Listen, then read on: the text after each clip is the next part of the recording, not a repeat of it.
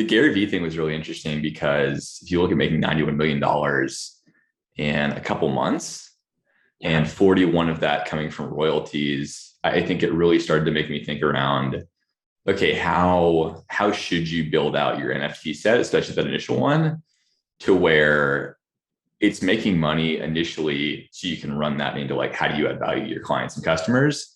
But then number two, the revenue you collect from that on the royalties alone. I mean, given I don't have the current following that Gary Vee does quite yet, but that's perpetual money that can just be rolled back into the business just based on the activity of how people perceive the value of your company. And that kind of like really got me thinking on, okay, what is the best way to structure this? Like, how do you incentivize people? Like, what should the volume of those tokens be? And how do you kind of right size that from the start? Yeah, there's so much there. That's the thing, like the subscription model, everybody loves the subscription model because you have that money coming in, you know what your monthly recurring revenue is going to be. Whereas if you launch an NFT and you're not really sure how it's going to sell and you're not sure how popular it's going to be, then you potentially kill your subscription model and you have no recurring income. So like that's the fear going into like, it's a one-time purchase. Once you hold it, then you hold it. And you have to continue to provide the value that you've promised to that person and to that community. Yeah.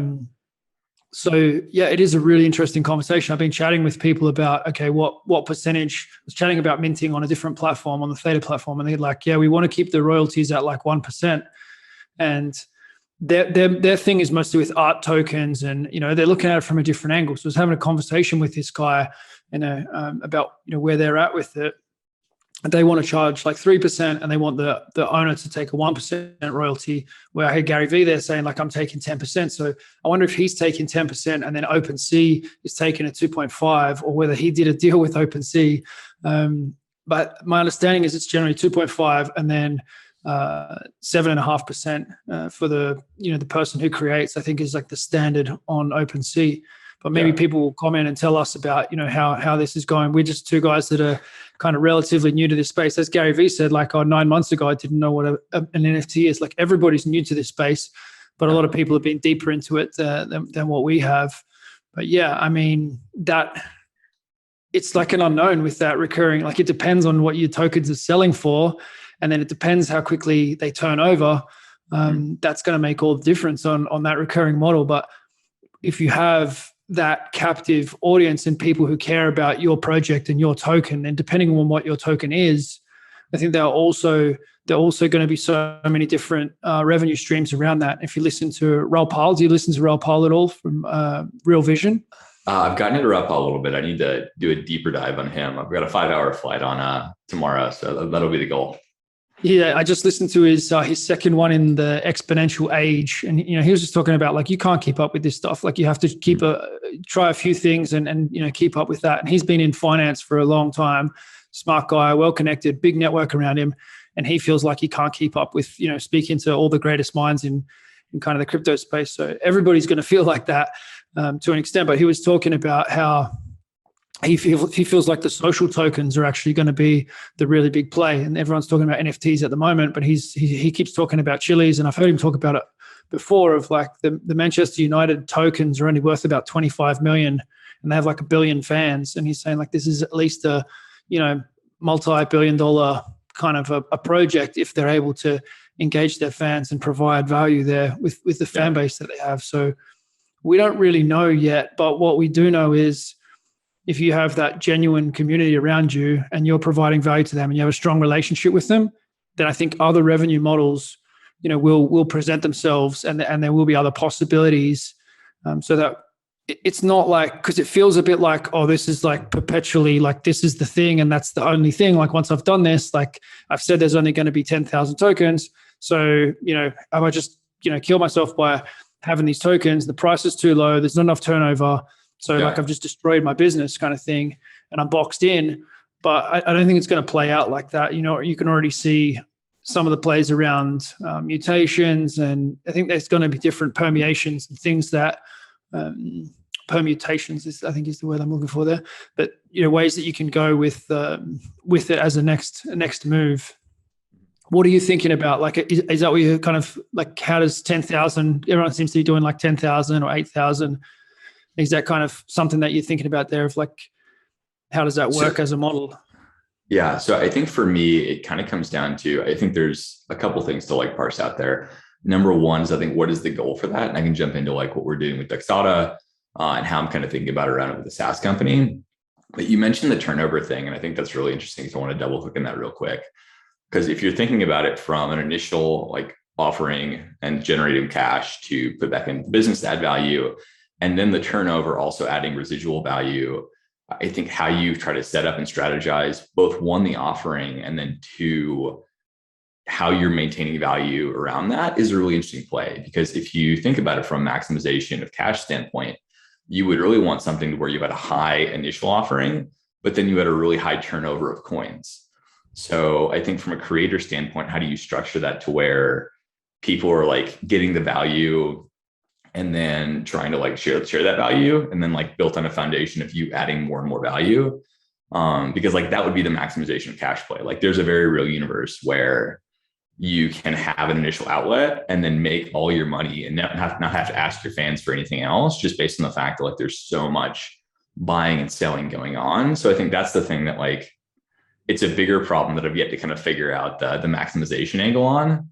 But I think it's a really interesting one for creators. And then we can double click into like how I'm kind of thinking about it for a SaaS business. But like, I mean, what are you thinking about with that? Because I think that like how you play that from an initial offering standpoint and a brand strategy standpoint is a really 1-2 punch of that.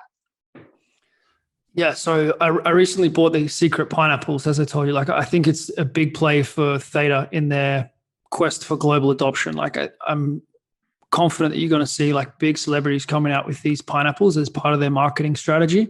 I think they've got deals with a lot of entertainment companies. I think that's their thing of like going mainstream. If you look at their white paper, that's what they're talking about. So they're going to go mainstream through NFTs. And this is like the big one that, you know, they've got Katy Perry coming up. They're going to have the stars themselves. But I think my guess is that the pineapple is like the place for the hardcore Theta community to be able to kind of have an NFT to sort of stand behind. And that's my prediction with it. Now, they launched those at $200. This is the interesting part. They launched these at $200 and they went straight to $1,000. The empty canisters or the unopened canisters went pretty much straight to $2,000. They've sat between $2,000 and $3,000. So they gave people 10x up front. Now, you know, did they know that that was going to happen? You know, are there games going on with it? Like it's hard to say. There's a fair bit of transparency with the system because you can see what's in whose wallets and whatnot. So it's not just like Theta buying their own stuff back. But if you look at it like that, like if you price high off the start, then you kind of burn your fans and you need them to be raving fans. They're not going to be excited about your token if they buy it for 1 ETH and then the next day it's worth 0.1 ETH.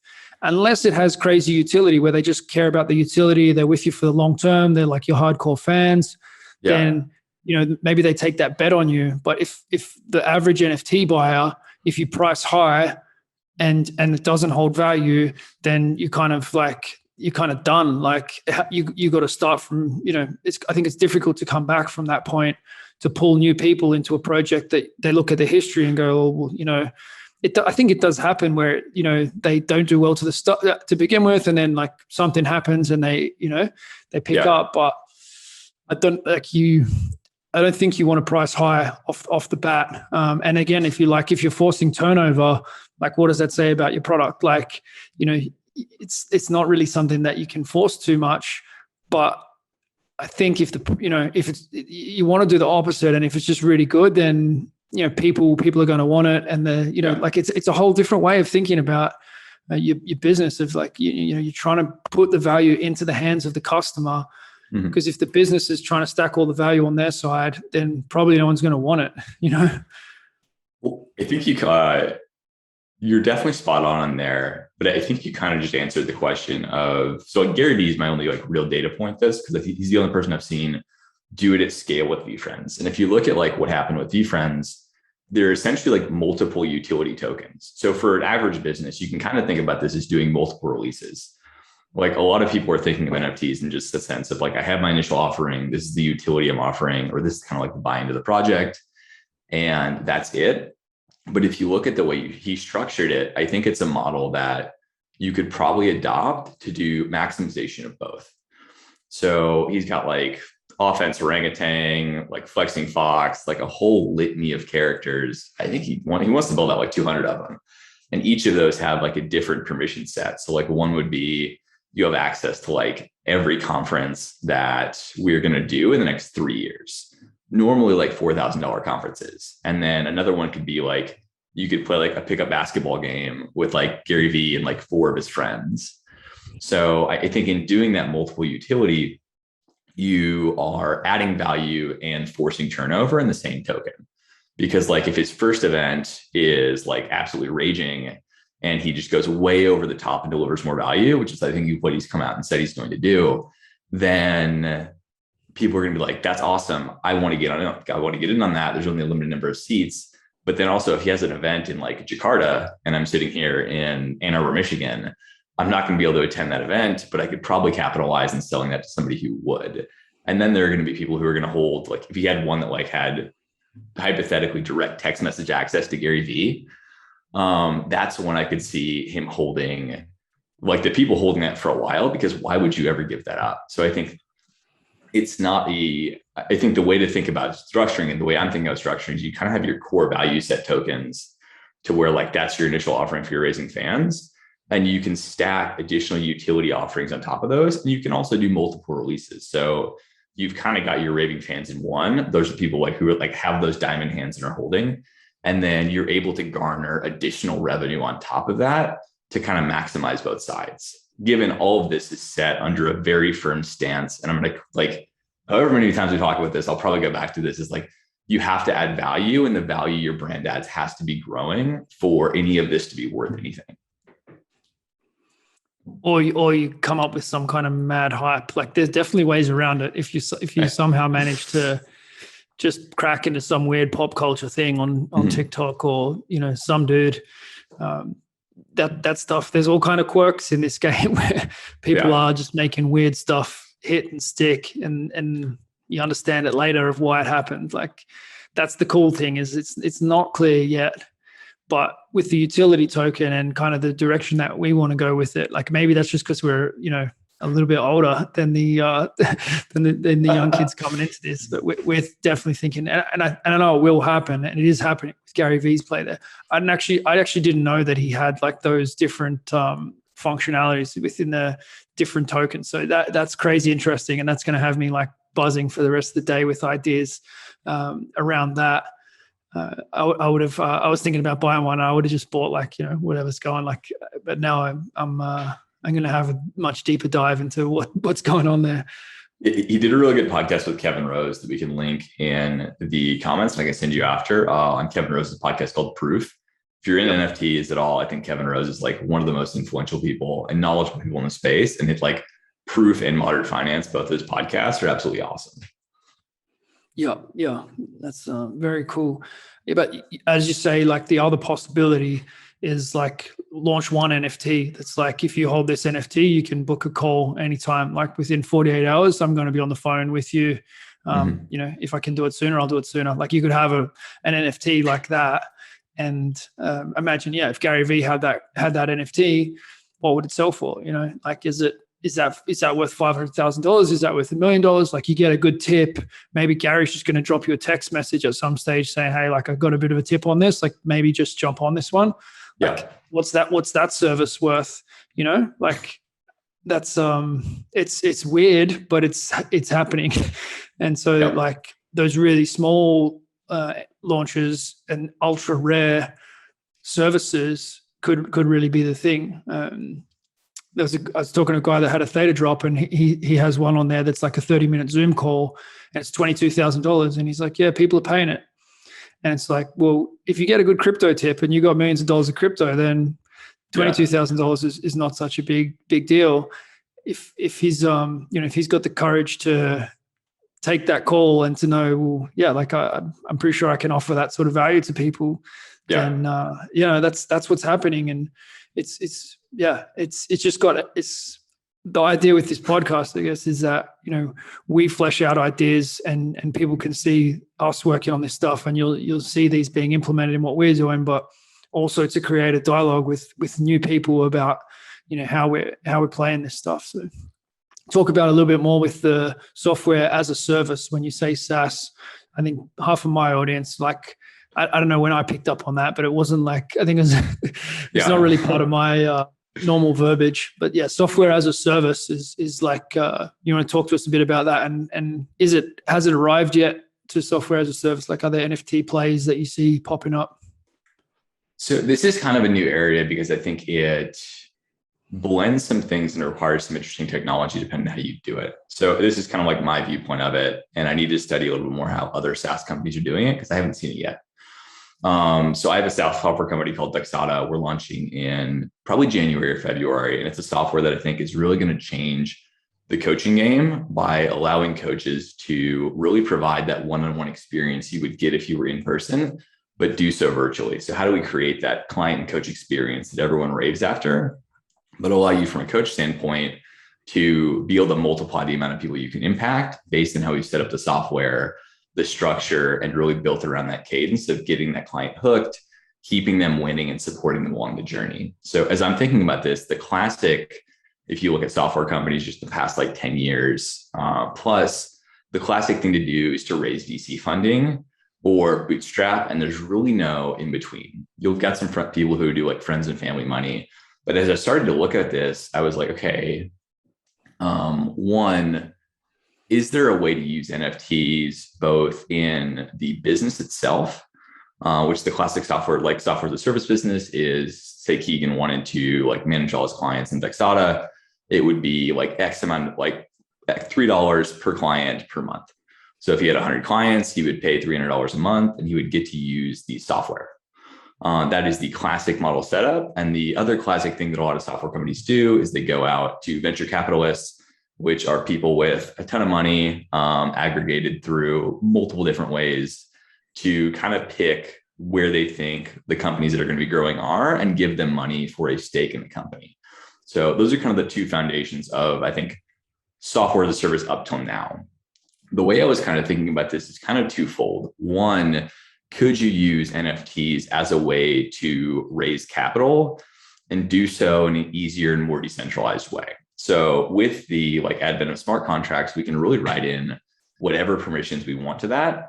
So from a capital raising standpoint, I could literally say that like one NFT is worth 1 basis point, and that would be a way for you to essentially buy in and have ownership into a company that could be $1 billion+ company.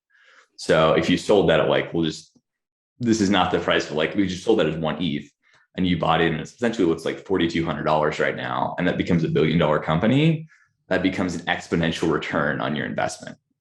So it's how do I want to think about that?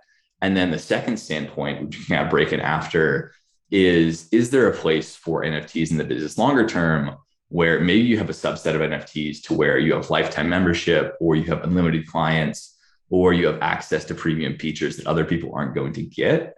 And that's something to where you can satisfy your initial capital with the initial raise, much smaller number. And then you can have tokens in circulation to where people want to be on your platform, don't want to be on your platform, want that additional access, don't want the additional access, to create that regenerative revenue stream of the royalties from that. I know that was a lot. So I think in looking at that, I think let's attack kind of the capital raise. And then we can go into, we'll just call like tokens in circulation. I love that capital raise concept. And that's really, why I want to have a bunch of people who have money, have awareness, so that when these kind of opportunities pop up, not only can we say, yeah, okay, I'll buy one of those tokens and the token's worth 1% or 0.5% or whatever it is. And I figured out what basis points were the other day as well. I looked it up. I was like, I keep hearing that word. I don't know what it is. And it's like fractions of a percentage, right? So like one basis point is like 0.1%. Is that? Yep. Yeah, so yeah. I need to, you're doing a great thing here, Keegan, because I think the thing my fiance gets on me the most is I'll just like skip to the 301 and 401 topics and we'll give like what is a basis point, what is fast. But basis points is like 0.01% of a company. So like a percent of a percent. Yeah. Okay. Okay. So it's percent of a percent, not, I was wrong with it.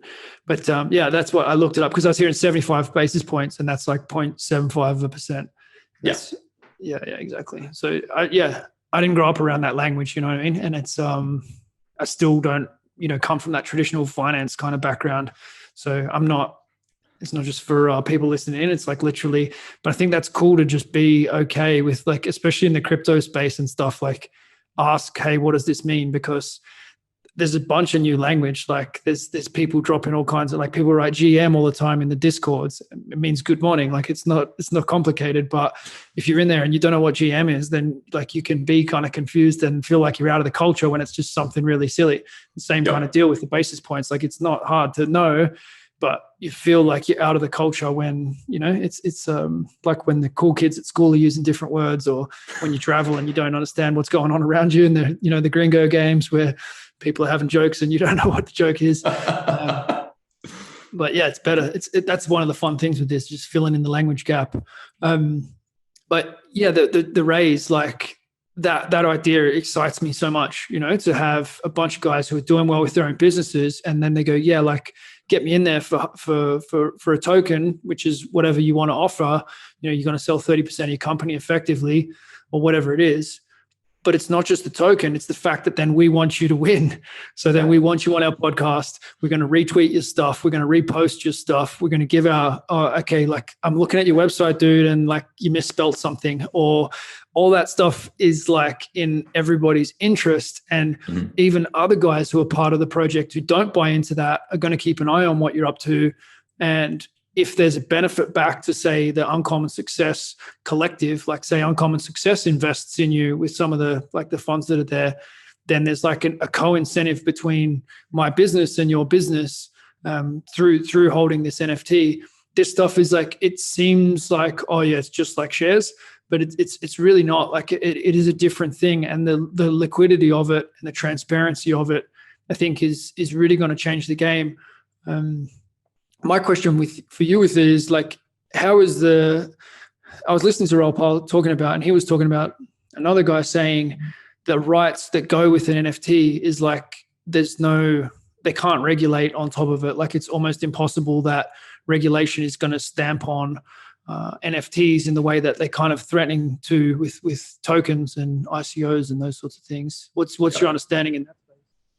So not as heavy of an understanding. And I think we are still in a very gray area with that, because you 100% could do that. And I could say that like, this is worth 1 basis point, and then I could just renege on my offer.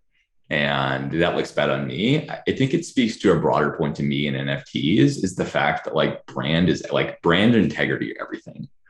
Because you're done if you do that, like you're done in our community if you do that. You know what I mean?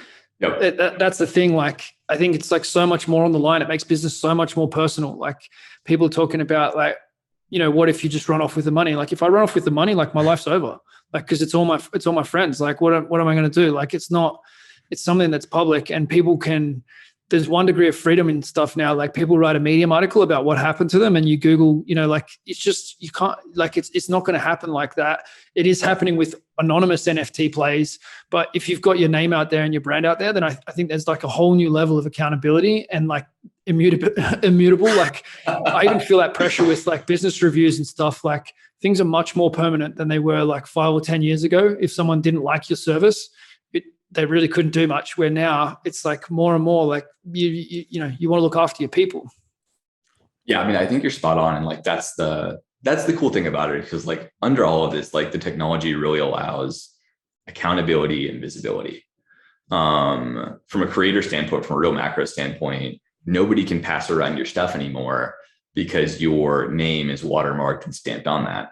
From a brand standpoint, if you go and screw over a lot of people by just like taking my money and like running to Bali, like I can't do anything after that. Like and there will be people who do it because there always are. But for me, like that literal trade-off would be like, what is the next like 70, 80 years of my life doing the thing that I love doing, which is like inventing, building, creating, helping other people? Like, would that be worth a little bit of money and having to like hold myself in shame, both personally and publicly, for the rest of my life? That's the real scenario. And I think, yeah, that's an important message. Like, because there is so much crap going on in the NFT space, like there are so many little get rich things, but if your name's on the thing and if you're putting yourself out there, then it's not that. But we were talking also about you were talking about the ongoing revenue model within your software as a service, right? Like if you give people that premium offer up front in terms of unlimited clients or lifetime access, like that looks really attractive. I think, that would encourage some people to move from the current service that they're in, especially if they can see that it's a better service, if you have a nice roadmap for where you're going to go with things. Yeah. And there's less risk in the sense that they can potentially flip the token, and it's just the one time, so they know exactly what it costs. It's never going to cost them more if that's the deal. But then like after that, sort of you wanted to go into like the revenue model, right? Like how do you feel about that as a revenue model of depending on trading of your token to kind of be your income? Yeah. So I'll put it out there here. I'm like a pretty risk averse as a person. Love being an entrepreneur, the risk that comes with that. But I think like the way I'm kind of thinking about this is really three tiered as of now. As the technology expands, could be anything. But one is like, what would the value be of that initial point offering to really bolster? And I look at that as kind of like an advisor plus model. You have the classic advisors to where like you get a percent of the company, you have a stake in the company, but I think like NFTs make that more real and you have more stake in the game. So like you said, like you have a vested interest in the company doing well. Number two would be like that raving fans model of maybe you do X like tokens released to where you have beta access to premium features, you have unlimited clients. And that I would probably figure out, okay, like what's the optimal pricing model for that? How do you make money for the business to where this person may not have to ever pay in again? But I think that like, that's something where I could see coins turning over. And then number three, you could do a 3 and 4. You could tier off that and say, okay, like beta access, premium features, stuff like that. But I think 4, just the base of the pyramid is the classic SaaS model. And I think as people go through and come into your ecosystem with that, whether it's freemium, whether it's just buying the product, they'll start to see these other offerings in place. And if they really like it, they would be the ones that I could see converting to somebody who has those diamond hands, that like client for life type thing. And I think they would have a greater chance than somebody off the street saying that like, I want to get involved with Duxata because the NFTs look cool. So more thinking obviously has to go into that, but that's kind of my very high level. How am I thinking about this right now? How do you satisfy the initial needs of the business so I can build out a rock star team of all my other guys from Uber and we can really take this thing full steam? How do I kind of give a reward to the people who want to be involved early and first and are thinking about this as a lifetime play? And then how do I give those people and doing access to where you can add more value to them from a business standpoint versus just holding a subscription? Yeah. That's that idea of like we can keep working with what we've got as well. Like the base model's not broken. We're looking how we can add to that. Like the mix and match is probably really, really a smart way to look at it. If I was in your position right now, like looking at NFT venture capital and then, or like for your raise and getting some hardcore fans on board, getting people on board who are going to want to pump up the value of their NFT by making your product better, by getting your brand out there, that makes a ton of sense. It's going to change all that brand ambassador type stuff, isn't it? Like it's really going to put a new spin on all that. So I love it. I love it. Love the conversation. We're going to wrap it up there for today. I think we covered a bunch, but I'm looking forward to continuing this and hearing about how the ideas are evolving. I'm sure we'll have a lot of new thoughts by the next one. So thanks so much for today. Done. Take care, Keegan. Good, man. Chat soon.